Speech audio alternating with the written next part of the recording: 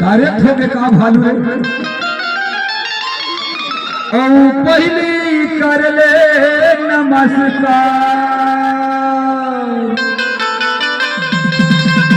तो ना देखे बर छोटे किसानी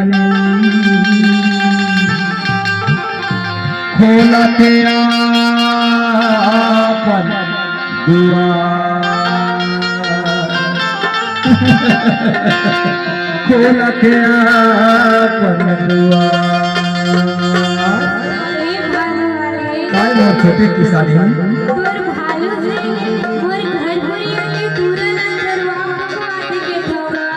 कौन बात रखे है मोर छोटे किसानी कौन बात रखे है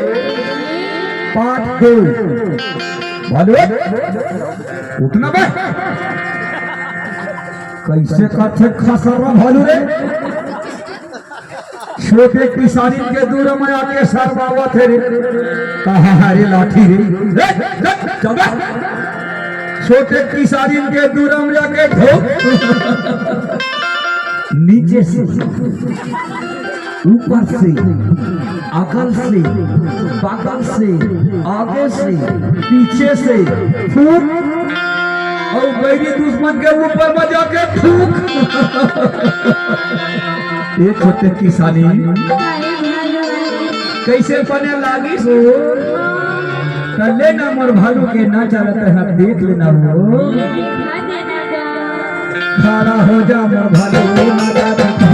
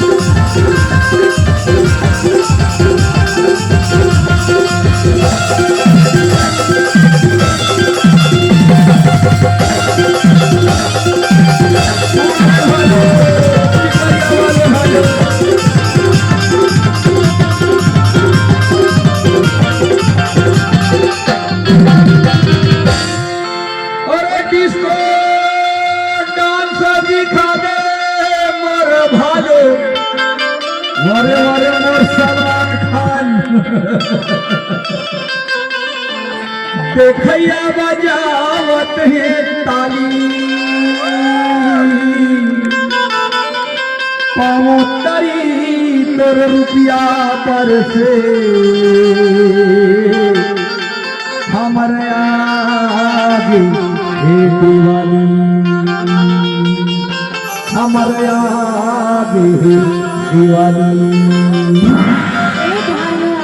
काय वो छोटे किसानी मोर भालू के नाम ला पूछा